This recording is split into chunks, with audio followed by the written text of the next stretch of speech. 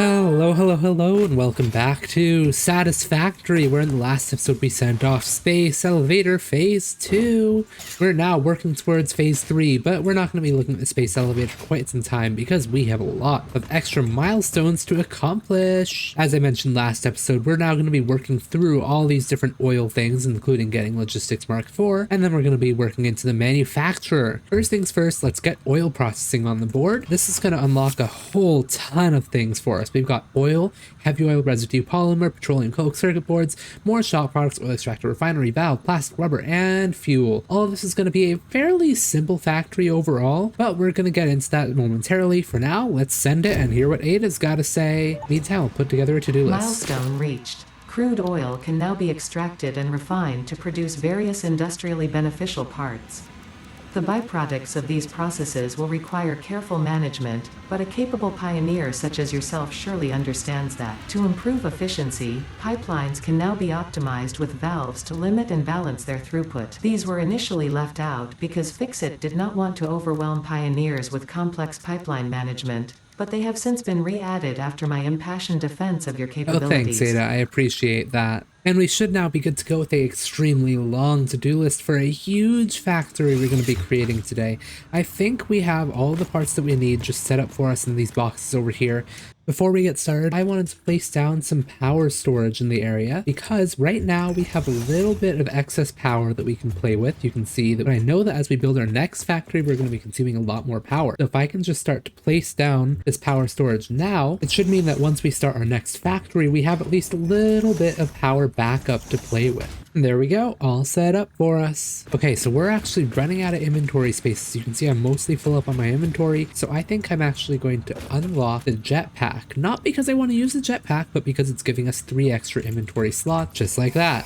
And we should be good to go. Sending the jetpack away, Ada's going to speak to us a little bit again, and I'm going to head on over to our steel factory in the meantime. Fixit has granted you the power of flight, provided you have a jetpack and the appropriate fuels. With this increased versatility, you will no doubt achieve efficiency levels previously unheard of. Hey, I've gathered all the materials up, floor packed up with a whole bunch of concrete in the back. The next milestone that I want us to shoot for is petroleum power. Just going to load up what we do have already in there. Now let's search for our new thing that we're looking for. We've already automated iron, copper, limestone, deuterium, coal, raw quartz, a little bit of sulfur, a little bit of sand, but now we're searching for crude oil. I really think that I want to build up to the north because I know that there's quite a few oil nodes here. I'm a little bit more familiar with this area, and honestly, I've wanted to explore it for a long time. So I think we're going to head up there. I'm going to pencil down a little bit of a waypoint route for us. Let's make our way on over in our beautiful, happy little Explorer. I think this is going to start us off with the same way as the tractor. Oh, there goes the tractor.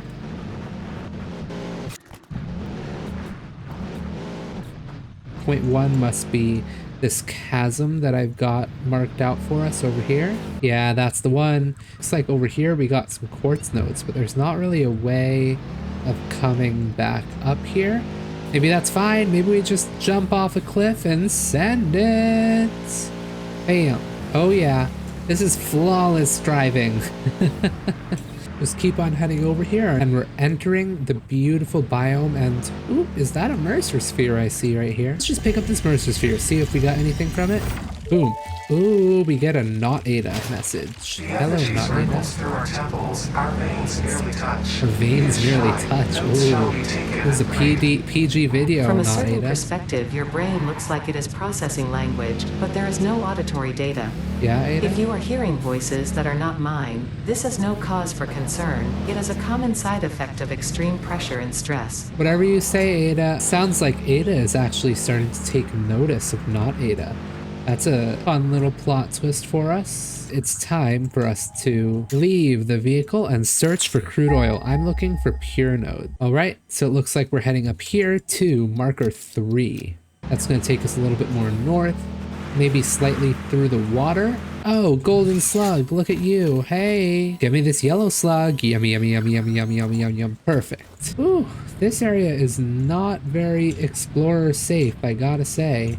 Maybe we're so close to number 3 now, maybe I'll just leave it here. So if I just cross this little bit of water over here, oh yeah, the Explorer wouldn't have been able to make it through that. If I start swimming, that means it's a little bit too much for the Explorer. So somewhere around here is, here we are. Here is our pure crude oil node. Well, I suppose I should get out some of the concrete for my explorer, put away some of these motors at least, and then take out some of that concrete. And let me just build a absolutely giant factory platform. Be back with you in a moment.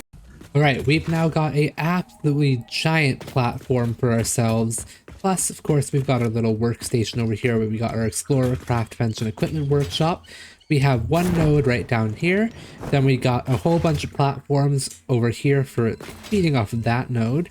On the other side, we've got this other node right over here, and that can come up this ramp and feed into this other giant platform for anything related to that node. And then we've got this section right here in the middle where we can do anything that's related to both nodes in combination. We can have our storage, we can have any of our central processing units, anything along those lines. So let's begin to dive into this whole new tier, oil and plastic. First things first, in order to extract it, it's a fluid-based resource.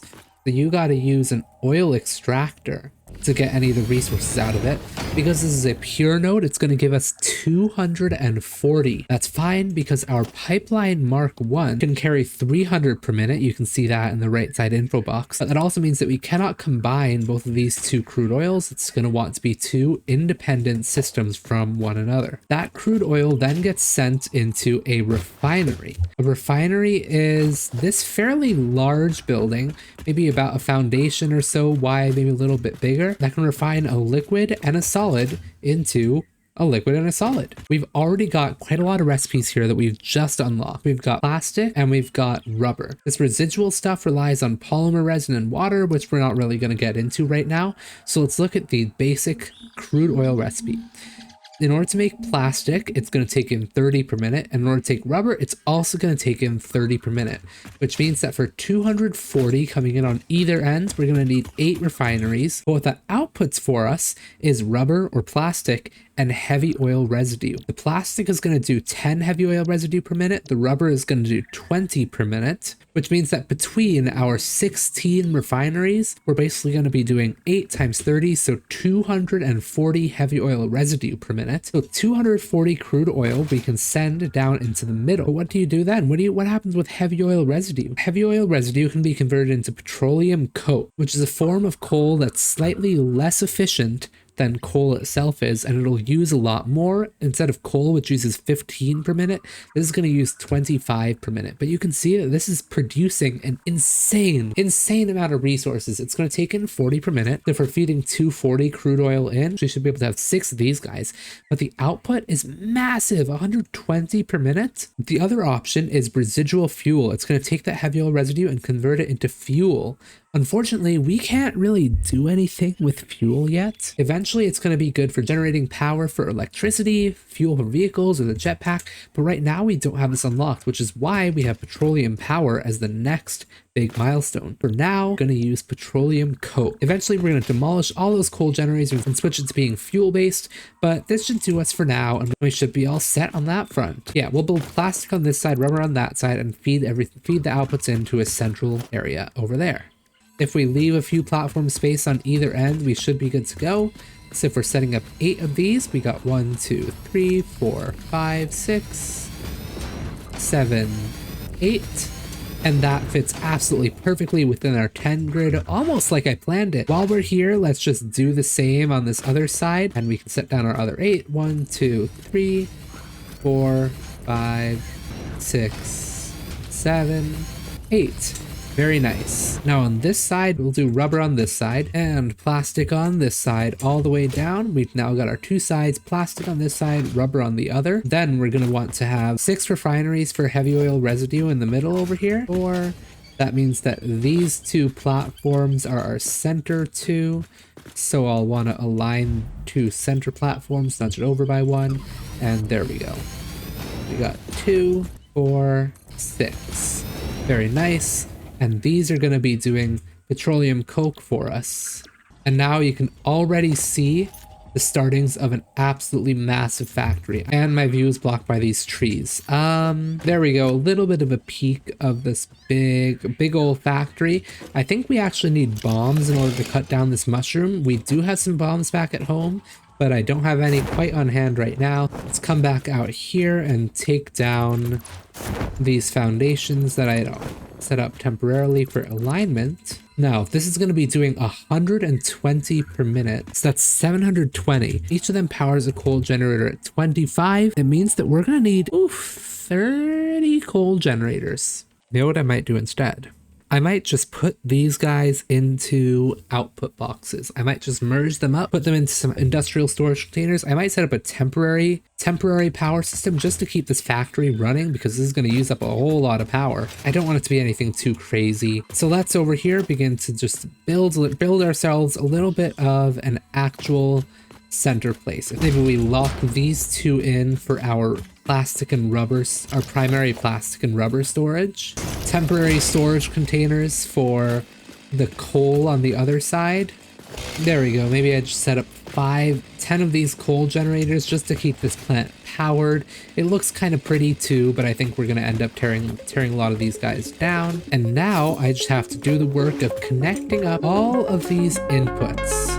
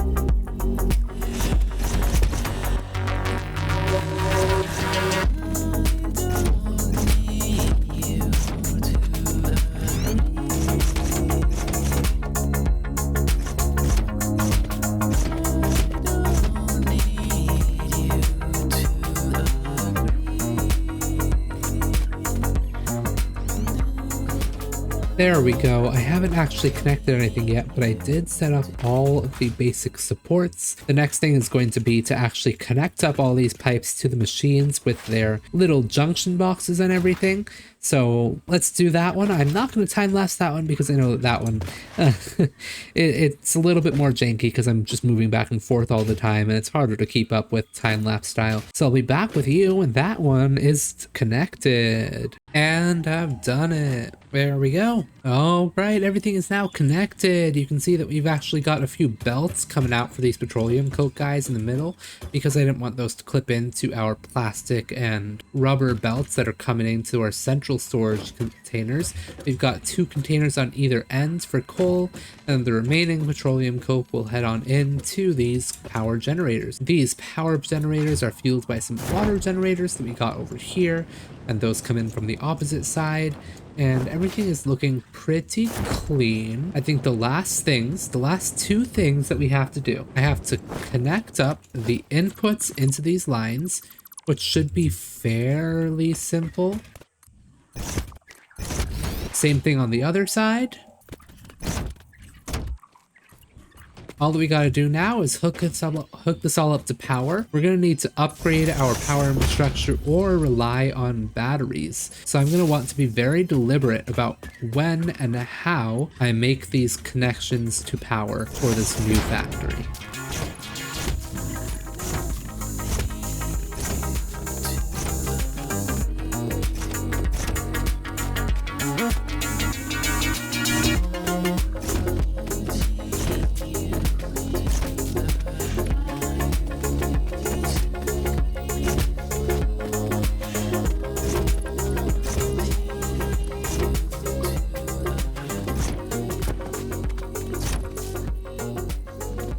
And we're back, and as we can see, this is going to use a whopping 820 megawatts of power. This is crazy. And yes, it's gonna get a lot easier once we switch these over from coal generators to actual proper petroleum power. I'm gonna need to do a couple of trips back home.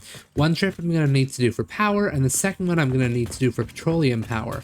So first, I think I'm actually just gonna drive the Explorer just back on home and then take power towers on my way back over here. Just a fairly simple, fairly relaxing ride right on back where we can actually pick up maybe some power slugs. Yummy, yummy, yummy, yummy, yummy, yummy, yummy, yummy, yummy, yummy, yummy, boop. All right, see you back at the home base, trip number 1.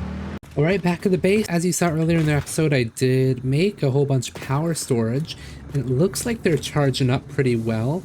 Each one of these is at 45, which means that in total we have about 400 megawatt hours of stored charge. Since if you remember, that other factory that we have down there is 800 megawatt hours, which means that if we have 400 stored here, we have at least half an hour of power before our fuse completely trips and breaks. I also bet at the start of this episode, you were saying, Zing, there is no way that you're going to be using up all of that concrete. After all, I had like 4,000 concrete just stored away in the back of my Explorer, and yet I have 199 left.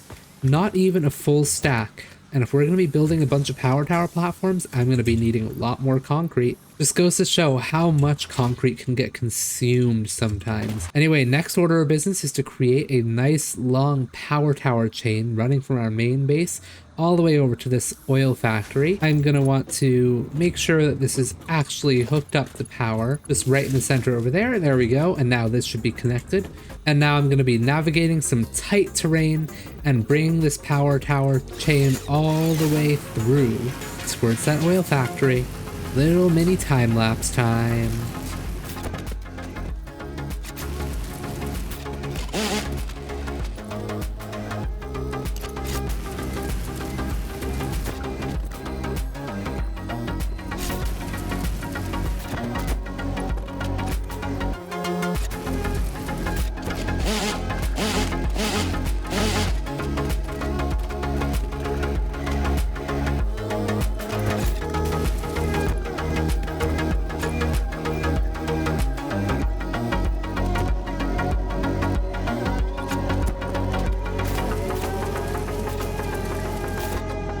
There we go, we made it all the way over here with just a few power towers, and we should have our base's power right over here. With the click of this one button, we will be hooked up to power, and this whole factory for oil, plastic, and rubber will start turning on. 3, 2, 1. Burp! Fuse blown. No, I'm kidding. Okay. Everything is yellow, nothing is red. That's a good sign. That means they all have power.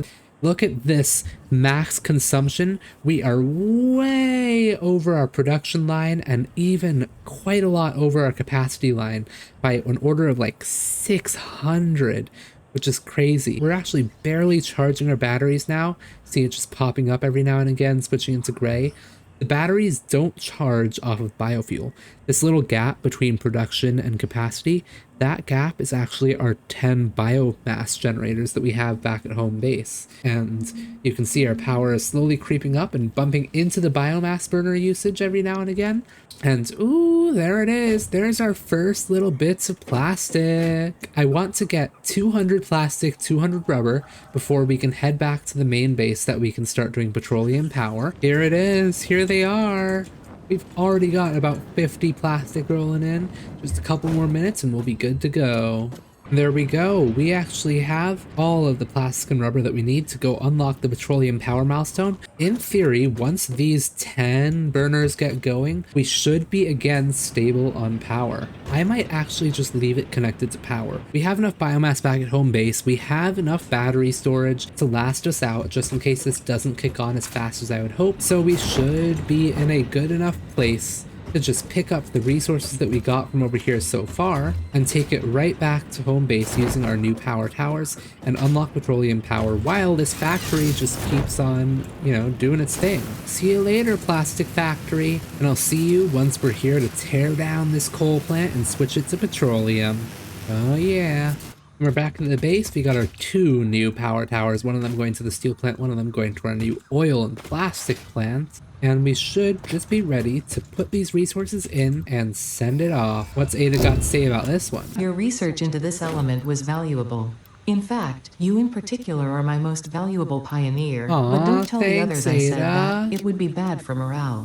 Thank you. That's so sweet. Aww. I love Ada. It looks like we've got just enough resources, just enough motors to hop on over and start doing this. I'm gonna need to pick up some more rubber once we get back there, but it looks to me like we're in a good place, to be honest. So this has to be really good power because we're only gonna be doing a few of these fuel power generators for what could have been like 24 coal generators. So hopefully we'll get at least a gigawatt, if not 2 gigawatts out of this. Let's see. I'm gonna pick up some extra rubber just because it's right over here. Let's see what they look like. Size and scale wise, they actually are smaller in length than the coal generators, which I like because that means that we can push these back, push these outwards a little bit and give ourselves even wider room in the middle over here, but they are a fair bit longer. And if I build one of these, let's see, this is gonna go all the way up there. It's got a ladder, very nice. And if I open this, this is gonna produce 250 megawatts of power. That's crazy. It looks like it's going to be burning 20 fuel per minute. We're going to be outputting to 160 fuel per minute. If this is doing 20, then that means that we're going to need 8 of these refineries. If these refineries are 20 meters long, then that means that we're going to need at least 80 meters. These foundations are 8 by 8 and we're doing 10 of them. So I think this length of a platform should be perfect. We just need to get rid of 2 of these refineries. I think I'll get rid of the 2 in the middle and then maybe shift my storage for the rubber and plastic outwards slightly. First things first though, I gotta disconnect the power. Let's disconnect these and power broken. Yeah, whatever. As long as the power at home is still accurate. It looks like it is. We're still doing well there and things are actually charging up. Great sign. This means that I should now be able to safely dismantle all of these different pieces. I might actually leave behind this pipeline. It'll be kind of cool, you know, if you think about it. This is like a reused pipeline from the olden days. Having this more historic pipe, I don't know. I don't really see a reason to get rid of it. Maybe I'll just extend it on down all the way for everything else that we got going on. Then I'm going to want to break all of these outputs, break these guys, break these 2 that we have in the center. I want to change these recipes away from petroleum coke into residual fuel. I'm gonna break both of these 2 center industrial storage containers to give us a nice clear line of sight right down the middle. And then we'll just take our fuel powered generators and I want to make sure that it's perfectly aligned. And in theory, this should be good to go. And build the remaining 7 generators. Perfect. Oh, it couldn't have been more perfect if I planned it. Make sure the 2 sides are perfectly symmetrical. Very nice. Now I need to carry this pipeline all the way down to the end over here, which I think I can do with a single segment. Lift it up, pull in a pipeline. There we go. Build ourselves our splitters on this newly extended pipe and connect them all nice and neatly right up in the back. Let's also have a couple of power poles as needed, of course. There we go. And mirror the same thing on the other side.